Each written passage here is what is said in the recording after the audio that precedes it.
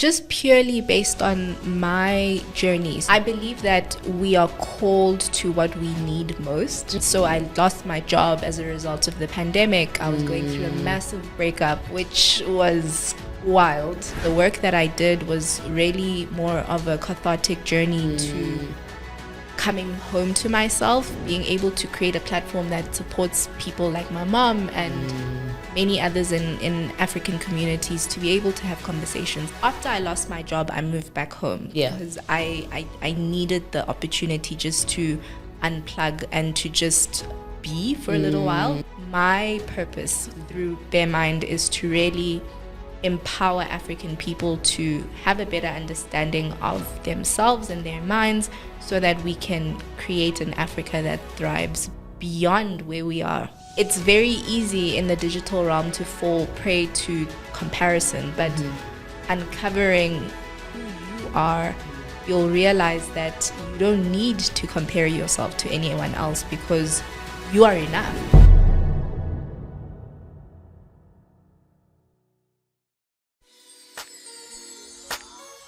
Hi guys, welcome to Navigating the Twenties. You are with me, Zinhle Novazi. In today's episode, I have the privilege of having a conversation with Mahlodi Letsie, who is the founder and CEO of Bare Mind. In this conversation, we unpack the nuances around language when it comes to navigating mental health in African communities. We touch on topics like mental wellness, meditation practices such as breathwork, and mindfulness. We even have a conversation on romantic relationships, gaslighting, and Mahlodi's personal struggles of being an entrepreneur. Now, if this is a conversation you've been waiting for, then prepare to be enlightened as we navigate the 20s with Mahlodi Letsie. It's good to have you on Navigating the 20s podcast. Thank you so much for coming. Yeah, thank you for having me, honestly. It's a pleasure. Let's dive right into it. I think it's only fair for our readers if they get an understanding of who you are. I mean, you have written for Navigating the 20s for our newsletter, which a lot of people resonated with your topic around mental health. But if I can ask, like, who is Mahlodi and how did you get to who you are today, in a sense?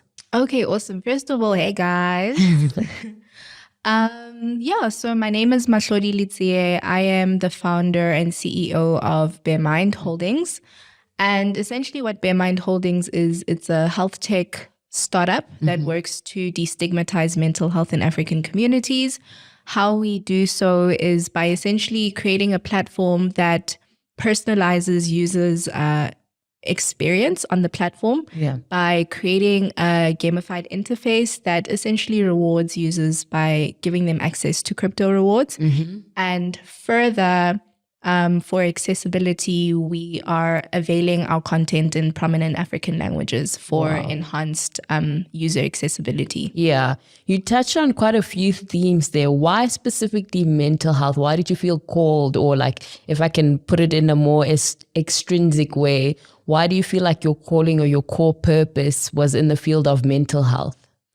Well, I mean, just purely based on my journey. So I believe that we are called to what we need most. How I really came into this space was because I was going through quite a tricky time. 2020 was wild for all of us. But really for me, there were really themes. So I lost my job as a result of the pandemic. I was going through a massive breakup, which was wild, to say the least. But then having to move home as a result of all of those moving pieces in my life at that point in time. My mom was also going through silent mental health struggles. And for me, what piqued my interest during that particular time frame in my life was witnessing my mom go through the struggles because she's a nurse by profession. So she's in the health and wellness space. And seeing her in as much as how astute she is as a professional, I mean, she has a PhD and whatever, how she wasn't forthcoming to share her struggles, it really got me wondering if someone like that who has access and the answers to not want to seek professional help, how many other people were going through the same struggle.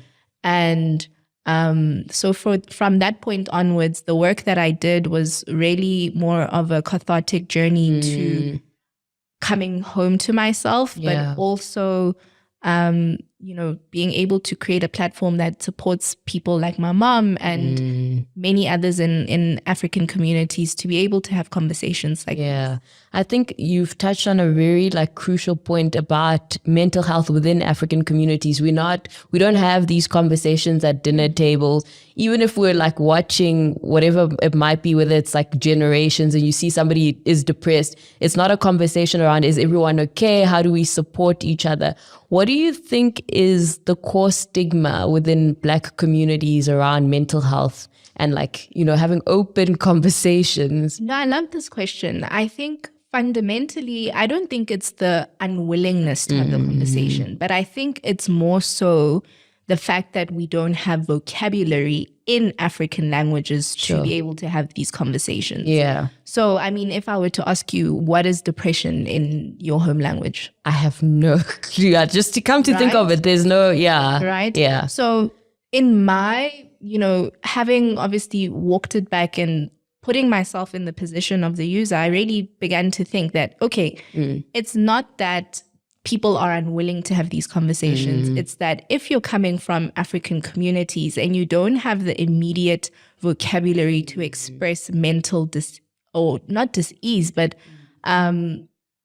your mental imbalance, let's say, for lack of better words, that by virtue of the fact that you are unable to articulate your struggle, it therefore means that it escapes your realm of reality. Right? And by virtue of that, it doesn't exist. And so in many African communities, we can then categorize mental health issues as from a religious perspective, that you need to go to church or that you are crazy or all those stigmas.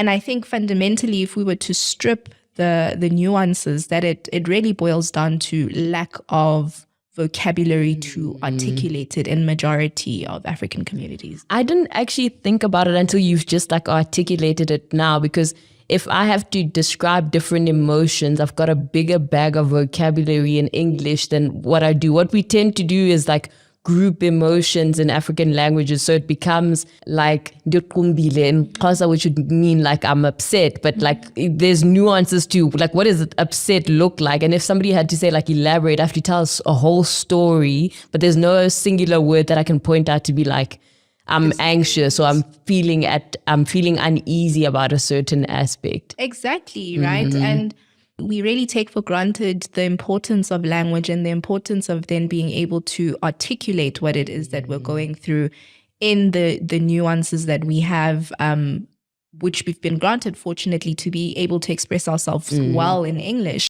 So from that perspective, then, by and large, Black communities are then left out of that conversation, because of the jargon that is used in those circles to be able to convey these breakthroughs. So I think fundamentally, again, it goes back to the importance of language and being able to understand on simple terms how to take care of yourself. And tell me, so is the solution then for us to be expanding the vocabulary in the African language, or what do you think is ultimately the solution to bridge that gap?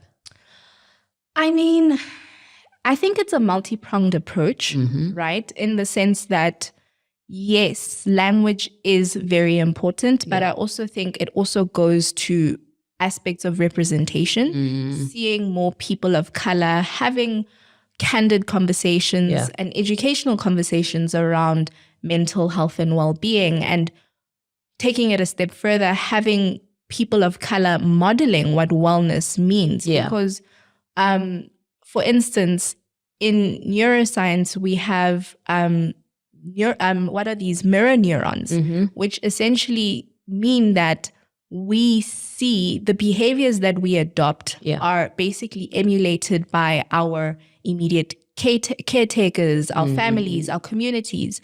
And so if wellness isn't being modeled in ways that we can see and in ways that we can relate to, it escapes us, right? And so I think I say it's multi-pronged because it goes to the conversations, it goes to language, and it also goes to that representation that we need in essentially creating more spaces for Black wellness to exist. 100%. And if I can bring you back to your earlier point around COVID and being let go of at work, some people within our community are facing the same challenge. How would you advise somebody to say that, you can still have a sustained self-worth even if you've lost your job, that your inherent self-worth and the way you feel about yourself, it shouldn't necessarily be tied to a specific job? And even if you've lost your job, it is important to acknowledge that those feelings that you're feeling, whether it's anxiety, depression,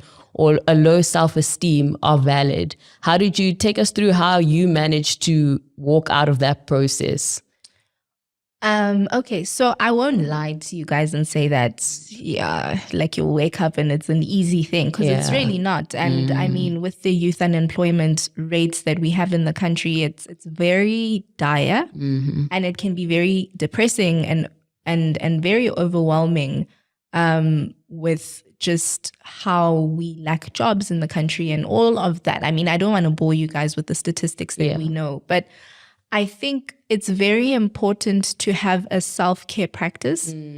So for me, fortunately, after I lost my job, I moved back home because I needed the opportunity just to unplug and to just be for a little while, like be in a rut. And I understand that in and of itself is a privilege. But what I will say is that mindfulness and meditation are amazing self-regulation exercises that really help balance our nervous system to homeostasis. So a large cause of stress is because we mostly live in the sympathetic nervous system, which basically speaks to levels of cortisol, and stress is the hormone of cortisol, if I can put it like that. And what meditation and mindfulness and those self-regulation activities do is that it brings us back to balance. And in bringing us back to balance, we're then able to activate the parasympathetic nervous system, which essentially is the nervous system for healing and repair and growth, and just really being in a more optimal state. For someone who wants to get into meditation and who hasn't maybe interacted with it before, I'd say that you start small. You know, start in small increments. Maybe you do a 5-minute formal sitting meditation. You can do a walking meditation where you leave your phone at home and you don't have earphones, and then you really just give yourself the opportunity just to be with your environment. But beyond that, I'd say we live in such an amazing time with social media and the digital realm where we have access to amazing minds, right, in the health and wellness space. And I'd say listen to podcasts, explore the practices. So maybe yoga might not be your thing, but we have such a wealth of knowledge that exists freely on the internet that we can really explore until we find a practice that resonates with our respective needs. So I'd say really leverage the internet, leverage the digital community, but also find a practice that works for you in where you are in your life specifically. I like the example that you gave, because I think meditation can seem quite intimidating to other people, but it can be the idea of unplugging. So a lot of people tend to take walks, but then we put our earphones on. So you're not really meditating, but you need to be in a state where firstly, it will be a lot of the thoughts. So a lot of the thoughts will start flooding until you get to the point where there's like a moment of clarity. But that takes like practice. It's not something that you achieve immediately, right? 100%. And I think the misconception that we have of these introspective practices is that we expect not to have any thoughts, right? But the thing is with these introspective practices is that we notice the thoughts that we have that don't serve us. Yeah. And in noticing them, we are then presented an opportunity to choose different thoughts in rewiring almost that default state that we have, whether that is negativity bias. So a majority of us, you know, when we have thoughts of, you know, anxiety or when we're overwhelmed with our lives, we default to the worst case scenario. But with introspective practices like mindfulness, meditation, breathing practices, we are really able to create an inner space within us. Yeah. Especially if I can add on with mindfulness, I think I didn't know, well, I couldn't understand mindfulness as a practice until like I was seeing a psychologist at the time, and then she started giving me like mindful practices. But in that like practice, basically I was learning to stay in the present moment. So when you're living like a life that's going like from A to B to C, mindfulness helps you feel like things are slowing down. So you feel more in control, and it's like, how do I stay in this moment, not worry about what's behind or what's happening in front? Because it's something you can do on the go. When you're in the shower, feel the water on your body, like what's the scent of my shampoo or whatever I'm using. So yeah, can you guide us through like what any favorite mindfulness practices for somebody who's never heard of mindfulness that they can try out? Of course. So, I mean, there are a few that you can check out, but I mean, you've got the 3-minute breathing space. Yes. You've got grounding exercises where the intention is just to place your feet on the ground and to essentially just ground yourself in your environment. You can do, you know, a formal sitting practice, which then is either guided or, you know, the more you get into it, you can just put on your timer and then just close your eyes and really, you know, get into practice. Or the more informal ones, like the ones that you just mentioned, feeling the water on your back when you're in the shower, drinking your tea and not thinking about other things, you know, taking walks and really just being with your environment, with your thoughts, without having to think of, okay, after this walk, I'm going to gym, I'm doing this, I'm doing that. Really, I think the practice of mindfulness is to become familiar with, or meditation. That's what meditation is defined as, to become familiar with oneself. And I think the more you do it, the more you cultivate a relationship with your inner self. Yes. That in a way that is quote unquote selfish, where it's me time, right? Because our external world requires so much of us. Especially now where we're constantly either on our phones, you know, we're on our devices, that it can feel energetically depleting. Exactly. That cultivating that inner space really gives you the opportunity to replenish that energy that the external depletes within us. Yeah. And I think, I don't know if I'm the only one, but like a lot of people fall into this trap. I used to not make time to get in touch with myself. And what I do is just get so busy, avoid it. And I think your body starts to tell you. So either there's lots of inflammation and you're not understanding, but it's like your body's ready to tell you, like, slow down, like, let's just sit down with ourselves. And it's the same with like suppressing different emotions. So eventually it becomes so big that you can't hold back. And then it's like, you'll have like your big monthly cry now, like, now it's like, okay, then you sit down and introspect, but by then it's too late. So we want to avoid having like that catastrophic event happening. No, 100%. I mean, with the science that is emerging, I mean, I say all the time on my stories on Instagram that my account is a Dr. Joe Dispenza Stan account.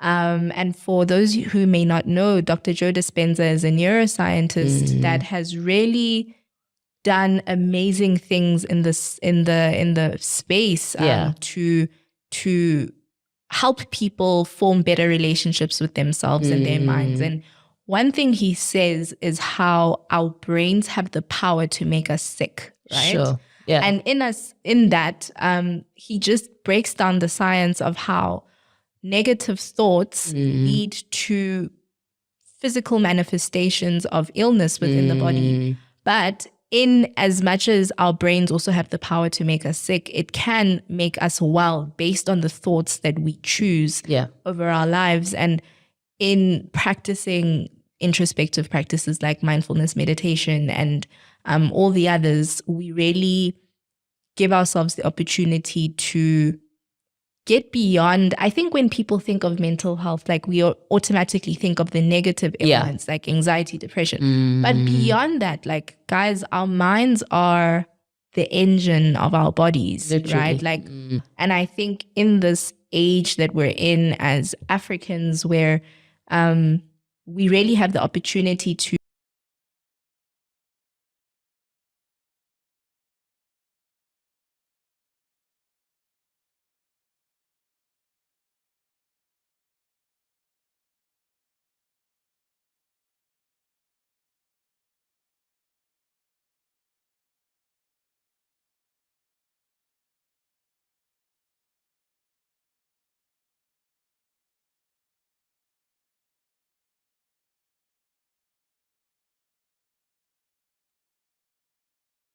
we're in a digital realm and that's great and everything, but we're constantly being bombarded with images or reels of how people's lives are so perfect and how they have everything together. And that's not great from a comparison aspect, because we're seeing this and then we're constantly asking ourselves, are we enough? Are we doing enough?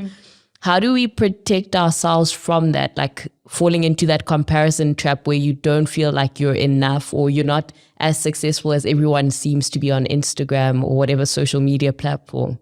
Yo, that's a very important question. I think it's super important to follow people that resonate with you and where you are. So social media can be a very powerful tool. Where you're able to draw inspiration from it based on accounts that you're following. So if you feel overwhelmed by, just peers or other people, actually people you may not even know, I'd say either take a break from your phone, log out, deactivate, or unfollow. It's your data, it's your phone at the end of the day. And it's not easy, but in cultivating these practices of meditation, mindfulness, it's really at the end of the day, it's about self-love. And in unfollowing accounts that may be triggering, that is a form of self-love, right? Because you put yourself first in a sense, right? And I think we really need to get to a place where we don't keep up with the Joneses. I think it's very important to try to tap into who you are, what your strengths are. And in uncovering and unraveling what those may be for each of us, that the issue of comparison will fall to the wayside, because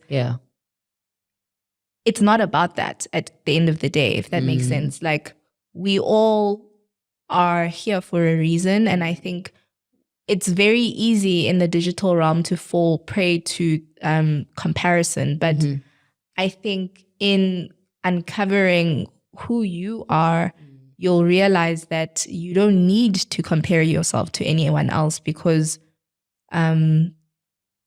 you are enough, essentially. Exactly. And just to add on to that, I found like in my 20s, I experienced so many friendship breakups. And I think we don't emphasize a lot in society how painful friendship breakups are compared to romantic ones. Because you've always thought like, okay, friends will stay, like partners come and go. And until you get married, then maybe you've got this expectation kind of longevity.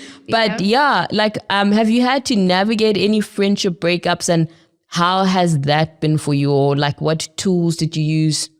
Or like, if you can give advice around how one navigates a friendship breakup. Ooh, that's a tricky one. I'd say that with friendship breakups, it's important to really take stock of what the friendship meant to you, because I think when things don't go our way, we're very quick to just kind of move on and brush it under the carpet and kind of just move. But I think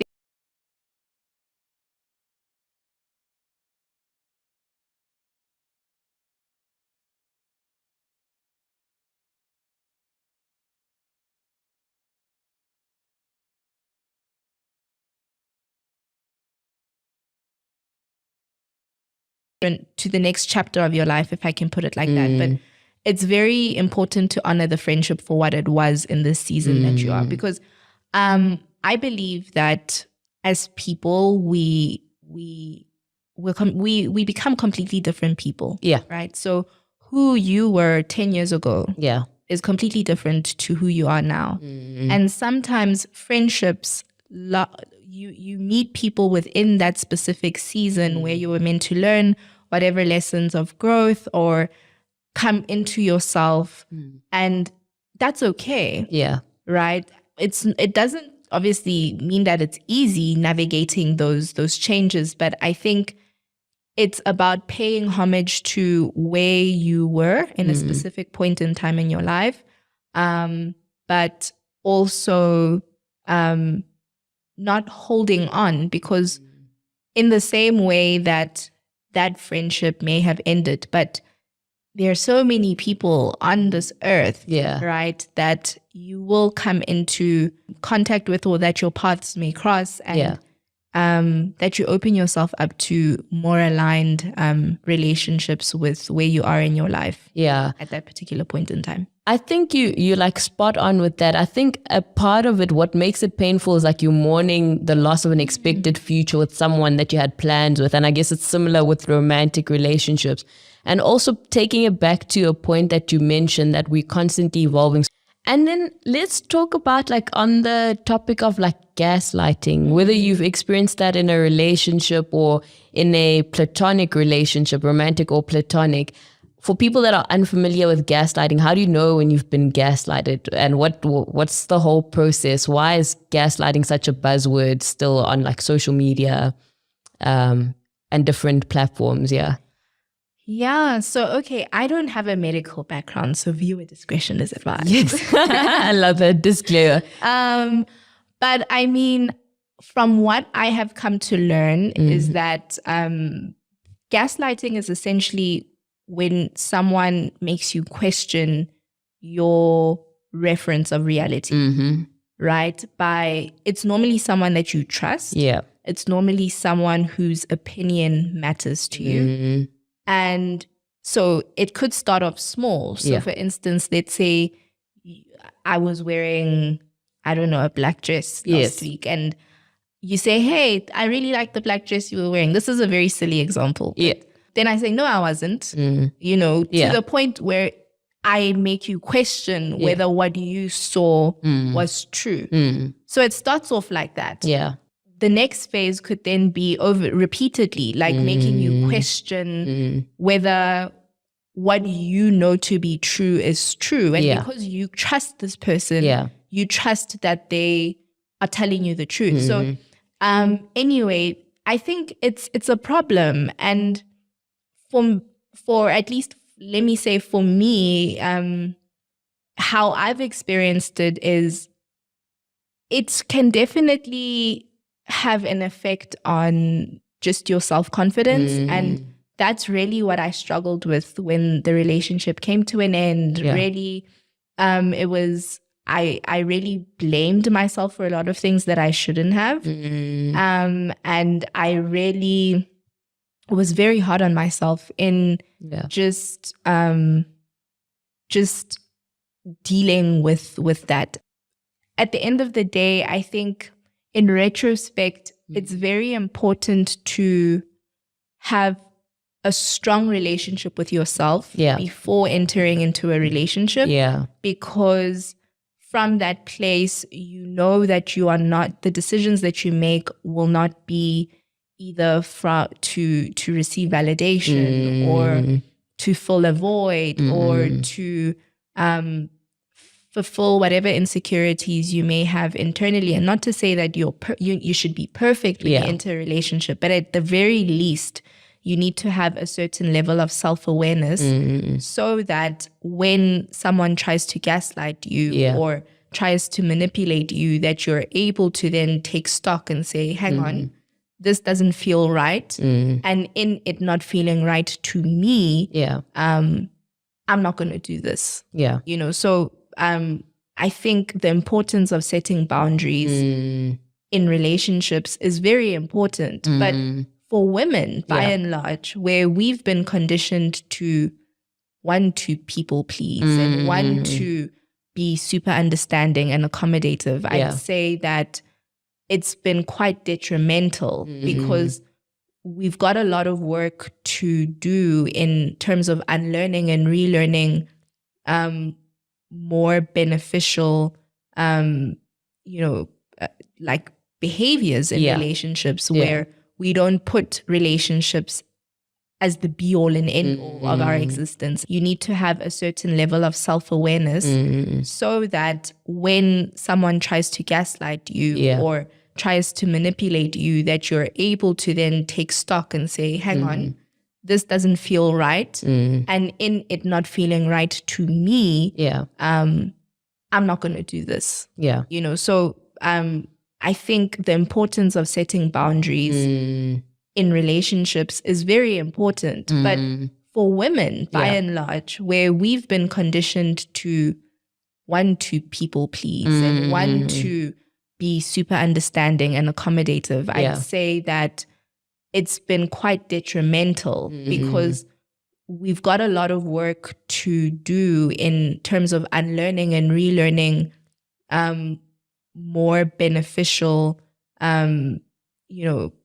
like behaviors in relationships where we don't put relationships as the be all and end all of our existence. I think I'm in a toxic relationship. I've got something to fall back on, because I think most toxic relationships thrive on the idea that you're centered on the person who's the perpetrator of the toxicity. So when it's like, when you guys fight, then they're like, who are you going to turn to? You only have me. 100%. Isolation, right? That's how it thrives. So I think it's very important to first figure out who you are, what your interests are, what do you like, what kind of partner are you attracted to, and asking yourself these very important questions so that you don't find yourself settling for the first person that shows interest in you for whatever the reasons may be for that. I think I always used to be like, no, like love, right? Like love. And I still do. But I think it starts with yourself. You need to love yourself so that you can then set the standard of how to be loved well by someone else. Sure. And that's a hard standard to set, right? Because sometimes you don't even have the framework, depending on like how you grew up and how you were raised. I think we're constantly grappling with the idea of how to love ourselves. And in a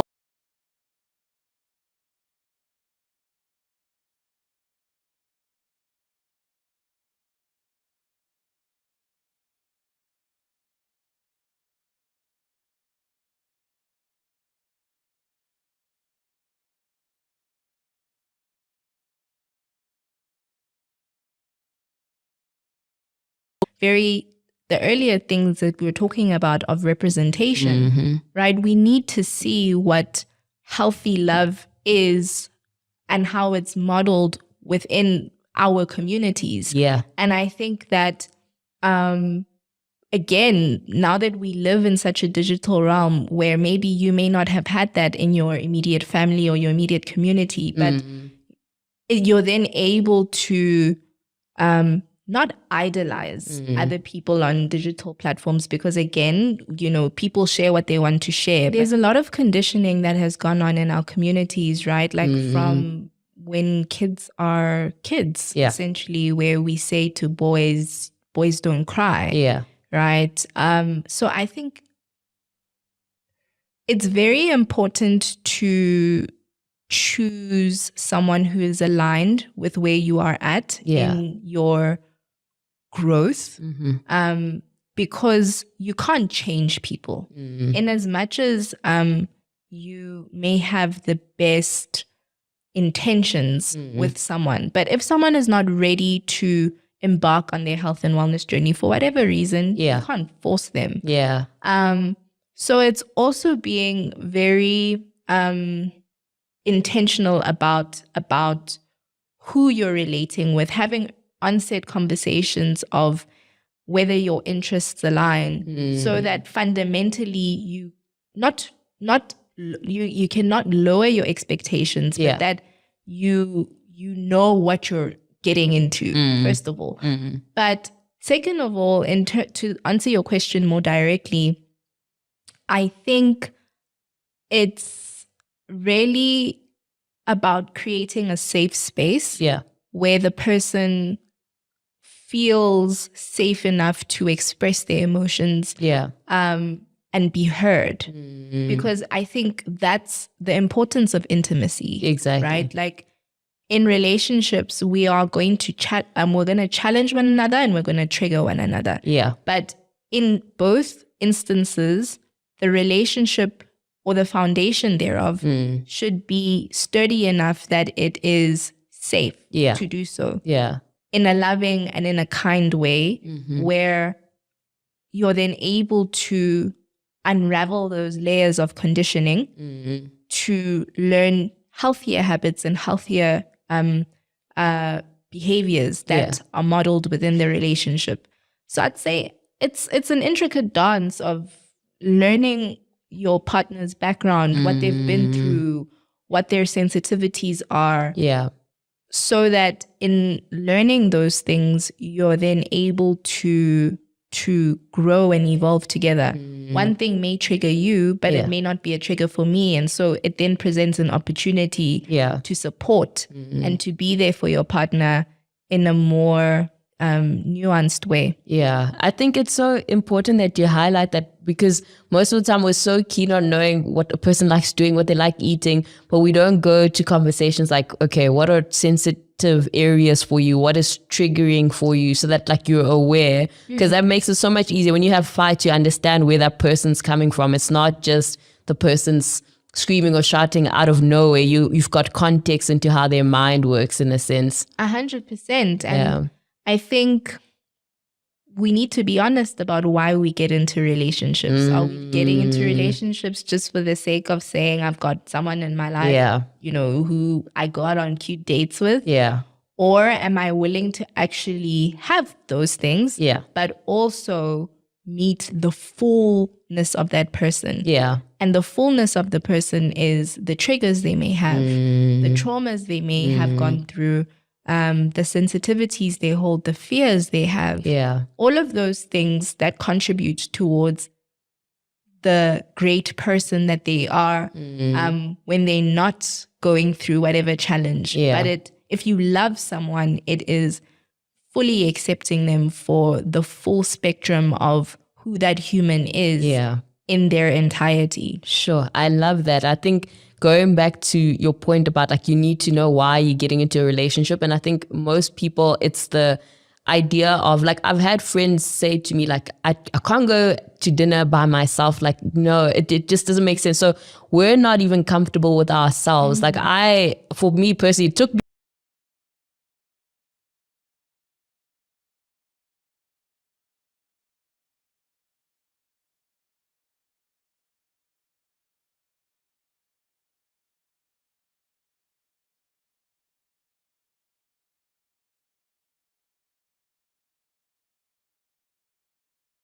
them, you can give those to yourself. Exactly. We are terrified of being alone. Yeah. Right. And I think it's the way that we've been conditioned. I mean, I speak for myself as well. Like I remember in varsity, like upper campus, like I'd literally go sit in the labs, if let's say my friend couldn't meet me by Jamie Stairs or whatever, versus why not just sit by myself and enjoy watching people or just taking in my surroundings. But I think we've been very conditioned to rely on our external world for validation, that the thought of being alone is terrifying for a lot of us until we confront those fears for whatever reasons we may have them. And when you are able to get on the other side of that and you're able then to be comfortable with self,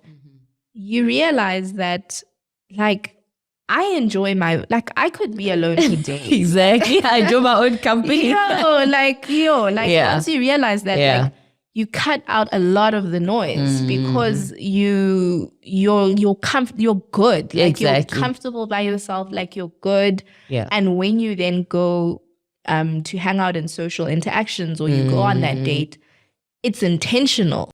And also, if I can ask you, how, well, like, let me say for you personally, if you had to use yourself as an example, how are you so firm in who you are, your identity, embracing the fact that you're a Black African woman as well?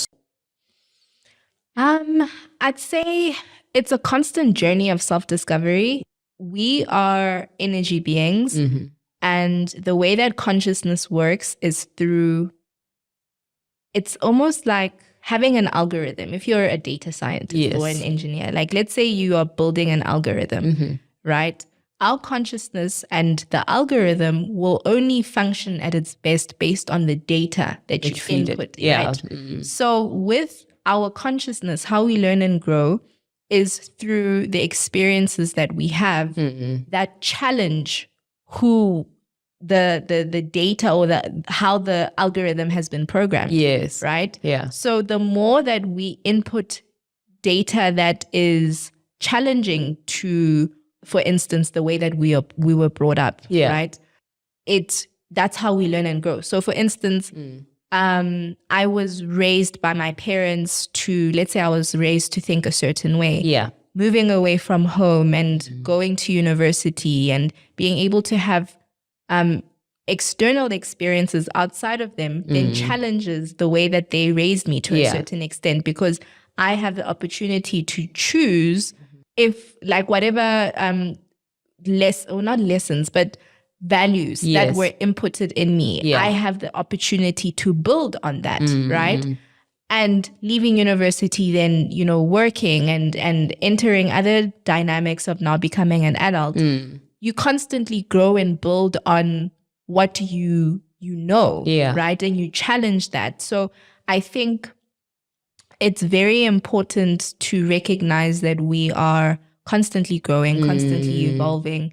And in that, we have the opportunity to learn, grow, unlearn, relearn. Exactly. Until we die, essentially. That is the purpose of I think, this life experience. Yeah, I actually love your analogy, or like the data science or the algorithm, because that's what life constantly does. Like whatever values or whatever mindset you have, there's always external data that will either conflict or justify what you already think. And then again, you have to go reprocess it again. And then I guess the realm of the data keeps expanding with your lived experiences.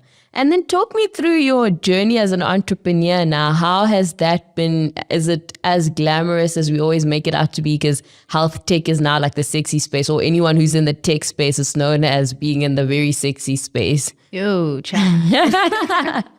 It's hard. It's so hard. It's very lonely. Entrepreneurship is very, very, very, very lonely. Yeah. Because unlike working a normal 9-to-5 where, you know, there's a workforce and there's a community within the company that you go into, your only thing is to deliver your portion of work. Yeah.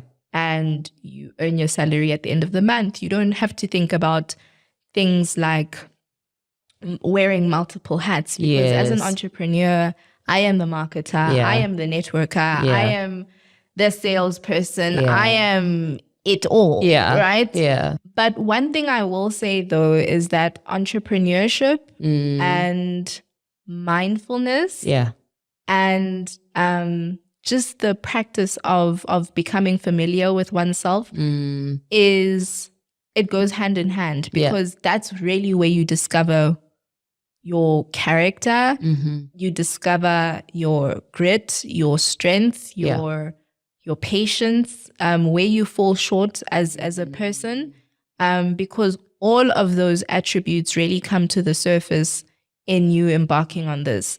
You discover who you are when things don't go your way, which 99% of times, because it's a marathon, it's a mental game. You have to have the same level of enthusiasm that you had for your business on day one.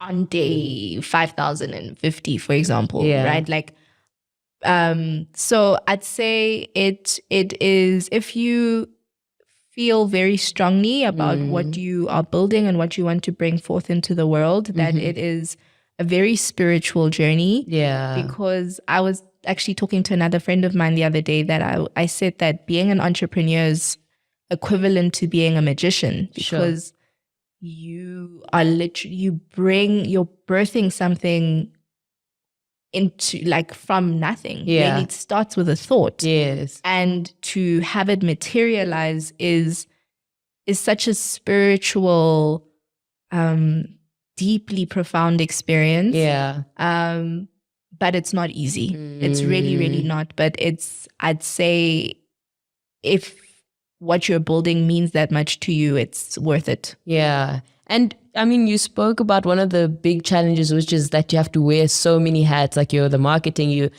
how do you strike a balance? Like, and I guess the same advice could be applied to somebody who's in corporate that's struggling with work-life balance. Is there even a balance? No, there isn't. But I'd say the importance of delegating, right? So fortunately, I used to pretend for a long time that I was a CEO of this company, right? But like, really, in the earlier days, people say that the difference between an entrepreneurship and an entrepreneur and an unemployed person is mindset. Yes. Really, that's really the difference in the earlier days. But in my delusion, Delulu is the Salulu.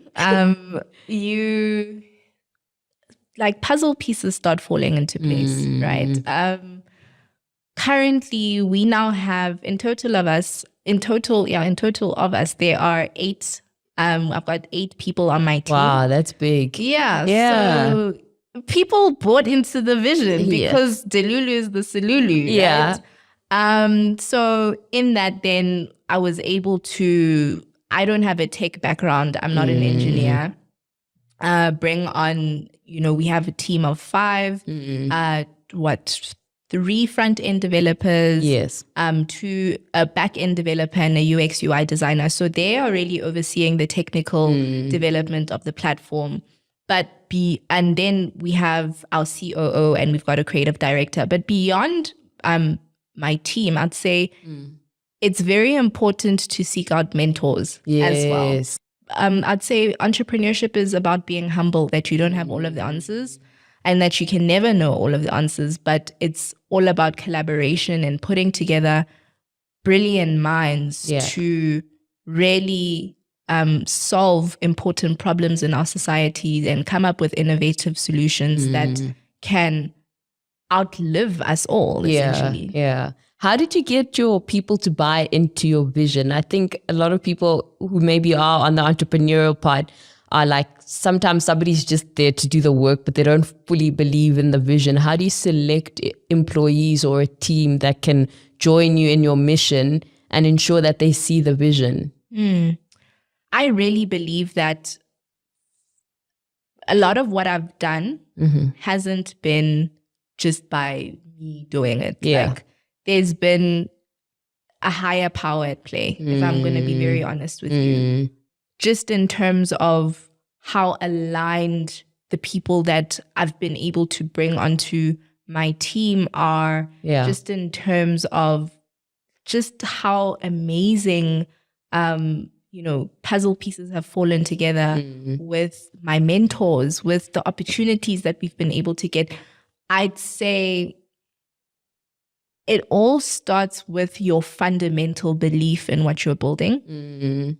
Because at the end of the day, like I mentioned earlier, we're energy beings. Exactly. The more conviction you hold for something, the more people can feel it when they interact with you. And in them feeling that conviction that you have for this idea that you're birthing, that's what makes people want to stick along for the ride. Exactly. Although, yes, there have been challenges, like in terms of, sometimes there've been misalignments, but really, at the end of the day, you need to be almost very stubborn in what you're building, and trust that the right people will meet you where it's needed. And really, that's really been the case for us. Yeah. This is kind of almost out of time, but I really need to hear this from you, because you touched on there being a higher power. Are you grounded in spirituality, and is that what kind of centers your world and gives you a core belief that in the end, no matter what happens, you'll always be fine, or things will work out for the better? 100%. 100%. I mean, I was raised in a very Christian home. We went to a Christian school, an Anglican school. Yeah. But beyond that, in whether you want to be religious about it, or whether you want to be spiritual about it, or if you want to be scientific about it, at the end of the day, in all three of those communities, so to speak, they recognize that there is a higher power. The science community calls it the universe. Yeah. Right? Christians, we call it God, we call it Jesus. Yeah. And spiritual communities, I mean, it depends if you are talking about, it depends. It depends in that sense. But ultimately, at the end of the day, we don't live in a vacuum. There is a higher power at play. And that's it for our 5th episode. Thank you for being a part of this growing community. If this conversation has touched you or helped you in any way, consider sharing it with a friend. You can also support the show by subscribing and giving us a rating on your platform. If you're looking for a place to debrief about our conversation with Mahlodi Letsie, follow us on our social media pages. We are at Navigating the 20s on LinkedIn, Instagram, TikTok, Twitter, and Facebook. Also, keep in mind that the next LinkedIn and Substack newsletter will be out today. That is the 25th of October. This has been Navigating the 20s. We will be back in 2 weeks' time on the 8th of November. Until then, keep navigating.